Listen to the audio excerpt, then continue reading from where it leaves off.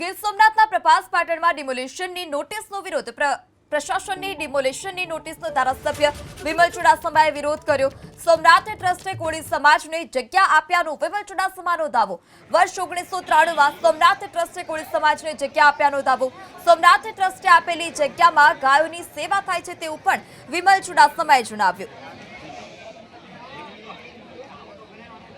ગૌશાળા ખાલી કરવાનો પ્રમોશન આવી છે, નગરપાલિકા સહિત આવી અમારે ગાયો આખી ગાયો ભળી જાય છે અને અત્યારે અમારે દબાણથી ગાયો ભળી આપે। અમે ફ્રી સેવા ચાલુ રાખીએ છતાં અમારે આ લોકો ગાયો ભરીને અત્યારે વેરાવળમાં લઈ જવામાં આવે છે અને અમારે ગૌશાળા ખાલી કરવાનો ઓર્ડર આપ્યો છે। આ લોકો નગરપાલિકા સહિત છે, પોલીસ સ્ટાફ સહિતને આ લોકો અમારે ગૌશાળા ખાલી કરવા આવ્યા છે। ભગવાન એને સોમનાથ દાદો સદબુદ્ધિ આપે કે જ્યાં અમારી જમીન છે આપેલી, હાલો આ ના આપી હોય તો અન્ય જગ્યાએ ગમે ના અહીંયા એટલામાં આપી દે કે જ્યાં અમે અમારે આ ગાયોની સારી રીતે સેવા કરી શકીએ।